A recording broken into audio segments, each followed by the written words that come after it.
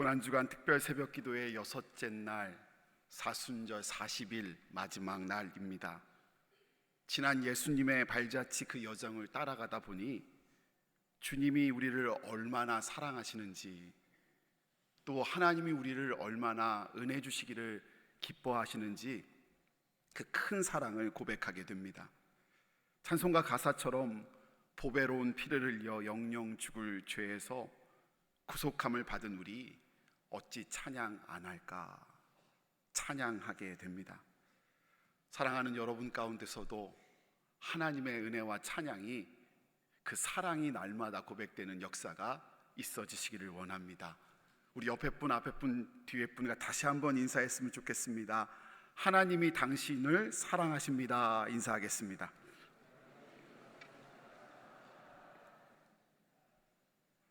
하나님이 우리 교회를 사랑하시고 하나님이 여러분을 사랑하시는 줄 믿습니다. 예수님의 발자취를 따라서 마지막 장소는요, 빈 무덤입니다.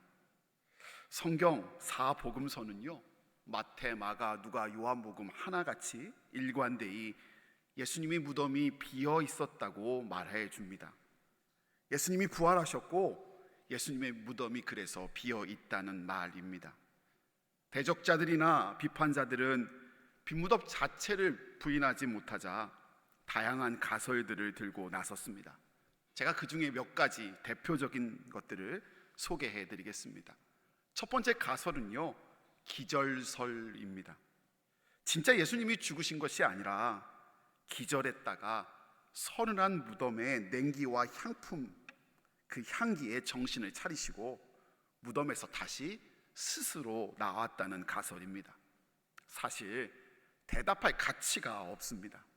그러나 굳이 반박을 하자면 예수님 십자가형이 동시제인 역사가 타키투스라는 역사책에 기록될 만큼 당시 사회에 큰 관심이 있던 사건이기에 죽지 않은 상태에서 매장할 수 있는 일 아니었습니다.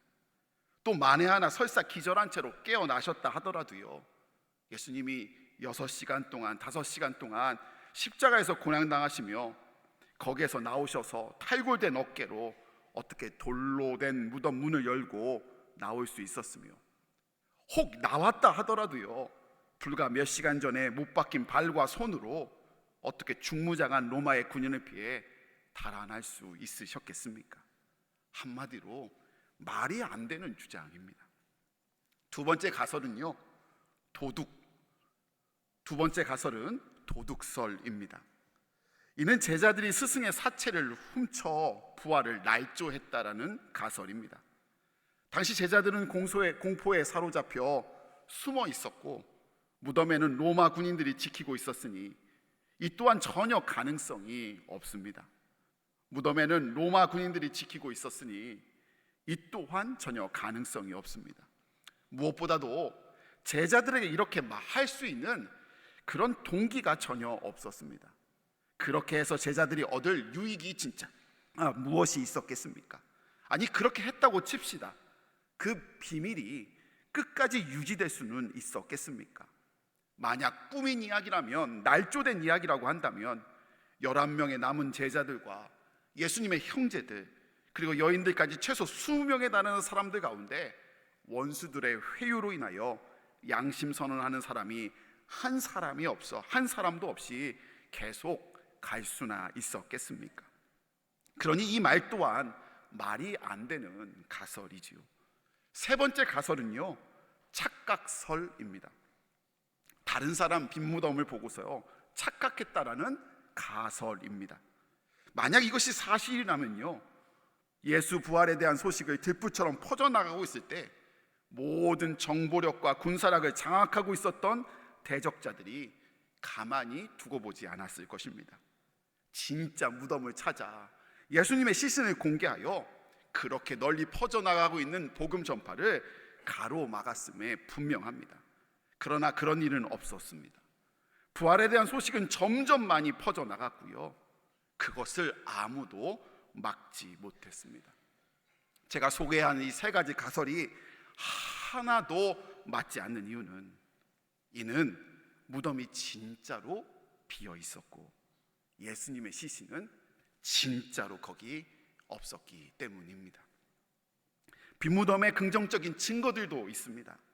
무덤이 비어있음을 강력히 지지하는 첫 번째 한 가지 증거는요, 바로 예루살렘에서 제자들의 전도가 시작되었다라는 사실입니다. 우리가 잘 알듯이요, 예루살렘은 며칠 전 예수님께서 십자가에 처형을 당하신 곳입니다. 로마 총독 빌라도, 대제사장들과 종교인들, 예수님께서 그 예수님을 죽였던 원수들이 우글우글 거리는 곳이 바로 이 예루살렘이에요. 그런데 제자들이 거기서 바로 그 예루살렘에서 전도를 시작했습니다. 그 전도의 내용은요, 교리나 규범이 아니라 소식이었습니다. 그들이 다른 것을 전한 것이 아니라 죽었던 사람이 살아났다는 소식을 전했어요. 십자가에 죽어 무덤에 완전히 장례 지냈던 예수님이 살아나신 것, 그것이 제자들이 전한 유일한 내용이었습니다. 만약에 무덤이 비어있지 않았다면 그들의 예루살렘 전도가 가당키나 했겠습니까? 당시 예루살렘의 강력한 적재자들은 왜 예루살렘에 벌어지는 이 전도를 막지 못했을까요?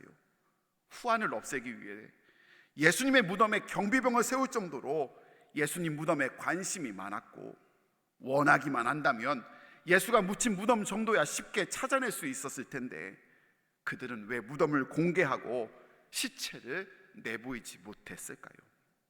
그럼 쉽게 복음 전파를 막을 수 있었을 텐데요. 당시 수많은 사람들이 제자들의 전도에 반응하여 예수를 믿었습니다. 기록에 의하면 예루살렘 인구의 거의 절반이 예수를 믿었다라고 고백하는데요. 왜 권력자들은 사람들 앞에서 무덤을 공개하지 못했을까?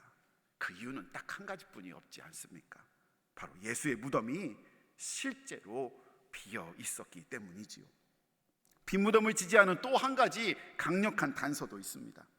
초대교회가 예수님 무덤에 대해서 완전히 무관심했다는 것입니다. 다른 종교의 경우는 어떻지요? 창시자의 무덤을 크고 화려하게 꾸며서요, 그 무덤을 성지로 만드는 것이 일반적인 종교의 상식입니다. 실예로요, 이슬람교의 창시자 마호메트의 무덤은요, 사우디아라비아의 메디나에 있는데 해마다 수백만 명의 방문객이 그것을 순례합니다.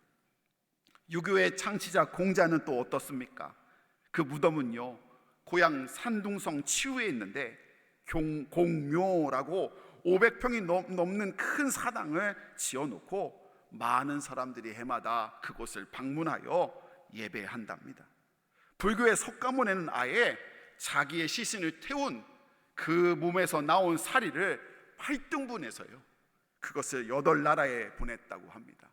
그리고 각 나라마다 그것을 받아서 사리탑을 세워놓고서 8나라가 경배한답니다.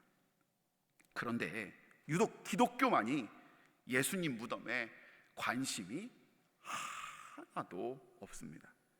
처음부터 지금까지 줄곧 없었습니다. 역사를 공부하면요, 사도들과 초대교회 성도들, 고대 교부들 중 누구도 예수님을 무덤을 찾아 순례했다라는 말이 나오지를 않습니다. 하나같이 예수님 무덤에 대해서 무관심했고, 그것은 저와 여러분도 마찬가지입니다. 왜 그러지요? 처음부터 비어 있었고 예수님은 부활하셨기 때문입니다. 사랑하는 제주중앙의 성도 여러분, 우리를 위해서 구원하기 위하여 십자가에 죽으신 주님은요, 무덤에 거하시지 않으십니다.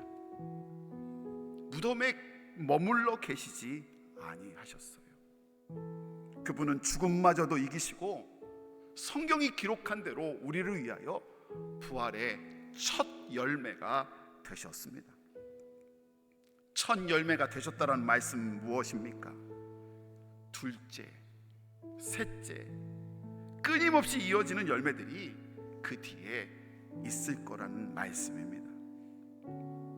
사랑하는 여러분, 예수님을 따라가는 삶은 이 부활의 열매도 함께 이뤄가는 삶입니다.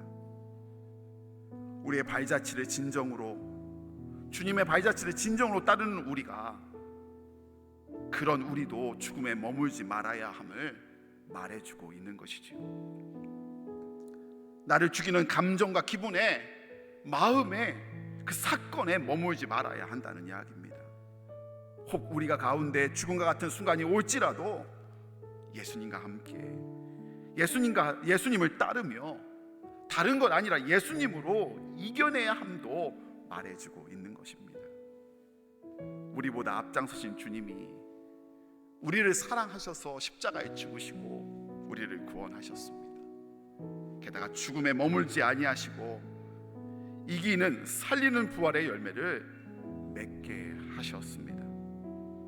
사랑하는 여러분, 예수님을 따라 사는 여러분 가운데 그런 열매들이 이어지길 원합니다. 죽음에서 벗어나 부활을 바라보는, 고난으로 슬퍼하고 고난으로 숙고하는 삶에서 끝나는 것이 아니라 부활로 나아가는 참 믿음의 사람들, 그래서 주 안에서 열매 맺는 그런 역사가 있기를 간절히 소원합니다. 우리 이 시간에 가슴에 손을 얹고 부활의 삶으로 나가게 해달라고 함께 기도하며 나아가길 원합니다. 우리 주여 한번 외치고 함께 기도합니다.